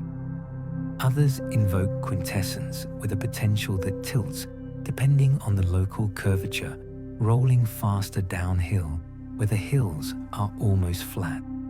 Still others return to modified gravity screening mechanisms that fail in voids, allowing the fifth force to reveal itself only when almost no one is watching. Whatever the cause, the consequence is the same. The largest structures in the universe the voids themselves are the places where the final fate is already rehearsing. In a constant dark energy universe, voids grow, but slowly logarithmically, never dominating the volume expansion. In a void-loving dark energy, the bubbles grow faster, eating the walls, eating the filaments, until one day, the sponge becomes nothing but holes held together by almost nothing, and then not even that. The 2025 surveys show the process has already begun. The volume fraction occupied by voids has increased by almost 4% in the last 6 billion years, far more than any standard model ever allowed. If the trend continues, in less than 15 billion years, more than 90% of the observable universe will be void, and the expansion inside those voids will be so rapid that light from the last galaxies will never reach the next, even in principle. We will live inside a single bubble whose walls are made of darkness and whose center is everywhere we are no longer allowed to leave. Let your shoulders drop another millimeter, as though the room itself has quietly joined the nearest void and is practicing how to grow without telling you. The Euclid team, still years from their final word, already sees the same excess expansion in every supervoid they have measured so far. The Roman Space Telescope, not yet launched, will map the northern sky with infrared eyes that can see through dust and count the lonely galaxies hiding on the far walls of bubbles we thought were empty. By the end of this decade, we will know whether the voids are merely underdense, or whether they are the mouth of the darkness learning how to swallow the last bright crumbs, one careful breath at a time. Can you feel it in the soft hollow beneath your sternum? The same extra room that lives inside the greatest voids, beginning to open inside the small void between heartbeats, where no blood has ever needed to be. And now, there is just a little more space than there was a moment ago. Let the emptiness of the voids press gently against the inside of your skin. Let the extra room between heartbeats settle into the only rhythm left. Now come with me to the softest cliff, the one no survey has yet learned to measure the place where dark energy crosses the line from push to hunger. Phantom energy is not a different substance. It is the same darkness we have been courting all night. Only now it has decided the equation of state parameter may fall below -1 and keep falling. -1.05. Today, -1.2. In a billion years, -2, -10, -1,000, without bottom. A scalar field rolling down a potential that tilts the wrong way forever, downward, steeper, forever steeper, so that kinetic energy becomes the only energy that matters. When W is less than -1, the destiny is no longer heat, death, and no longer the violent Big Rip at 22 billion years. Between those two familiar doors lies a third, quieter, more intimate, called the Little Rip.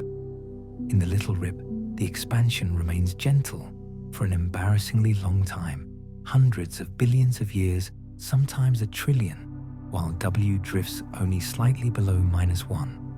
Galaxies leave one another, politely stars burn out on schedule. Black holes evaporate everything we feared in heat. Death still happens, but a little earlier, a little colder, a little lonelier. Then, without announcement, the inertia of the phantom field crosses a threshold. The scale factor, the number that tells us how large the universe has become, begins to race upward, not exponentially, but faster than any exponential a runaway that no mathematician has ever given a name gentle enough to say aloud. At some moment, different in every model, yet always finite, the expansion becomes strong enough to overpower the binding forces one by one. First, the weakest gravitational bonds. Galaxy clusters dissolve, then galaxies themselves, then solar systems, then planets from their stars, then human hands from human shoulders, then atoms from molecules, then nuclei from electrons, then quarks from one another, until the concept of thing loses all meaning and the universe simply dissolves into a shower of fundamental particles moving apart faster than any light could ever hope to follow.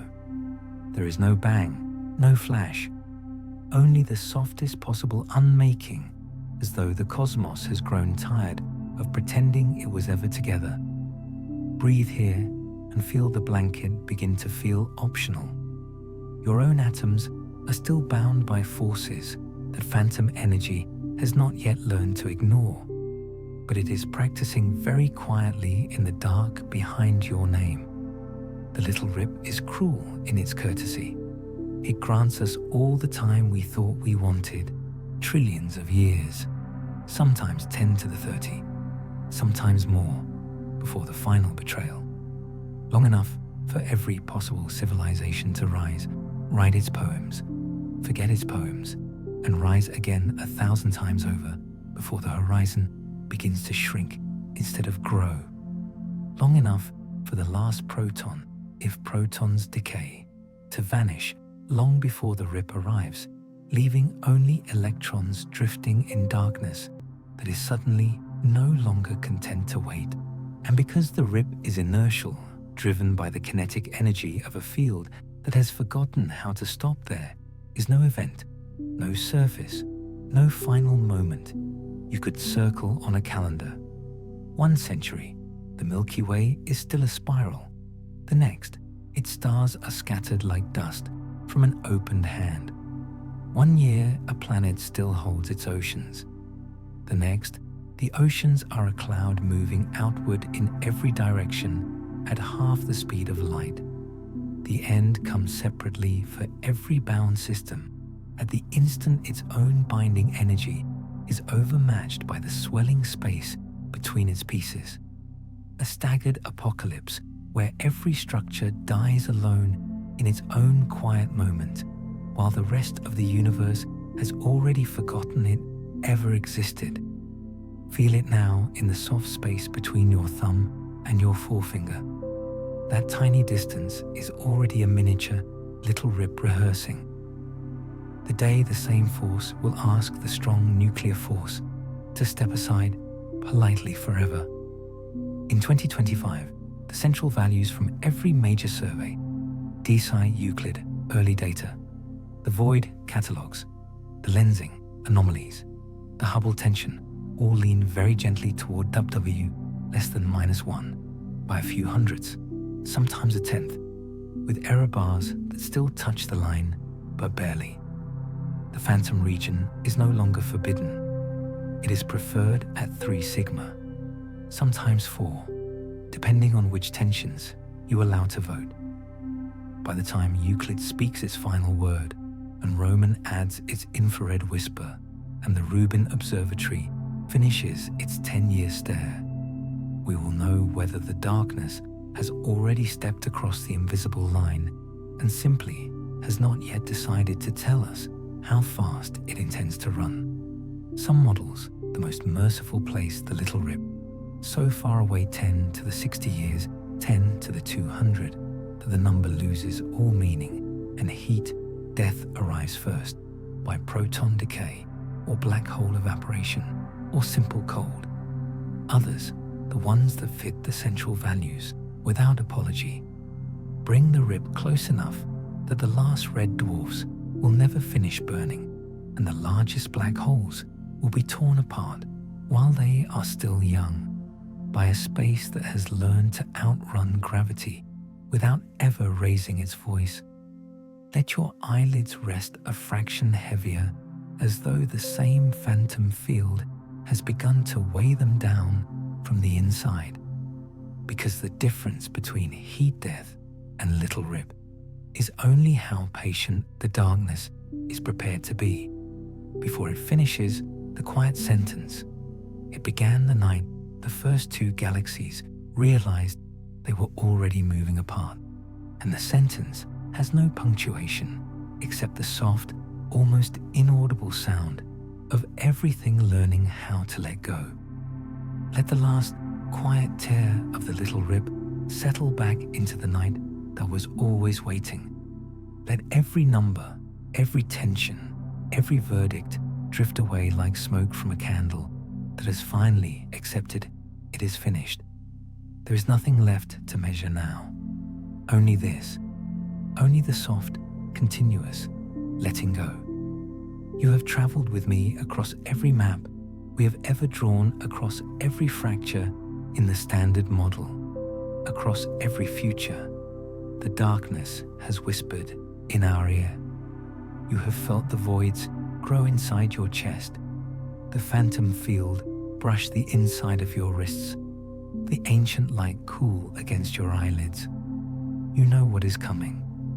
You have always known. Now let the knowing become the same thing as the happening. Breathe in very slowly and notice that the air itself has begun to feel optional.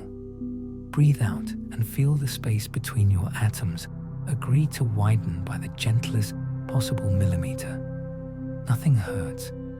This is only the universe remembering how to be exactly itself without witnesses. The galaxies have already begun their last quiet waltz beyond one another's horizons. The last red dwarf, somewhere far beyond the reach of any name, is cooling to the color of a forgotten ember.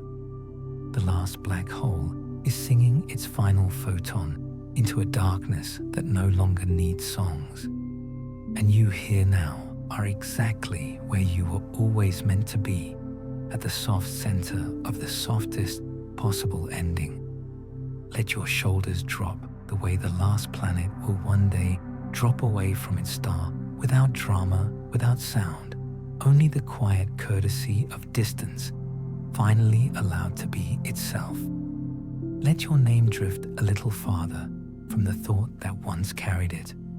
Let every memory you ever loved become a small, bright boat on a tide that has no shore. The boats will not sink. They will simply continue farther than any returning was ever meant to be. There is no hurry. Even the little rip, even the phantom hunger has agreed to wait until you are completely ready to become the same thing as the space you have always been floating in. Feel the mattress beneath you dissolve the way the last galaxy will dissolve into the same perfect night it once believed it could outshine.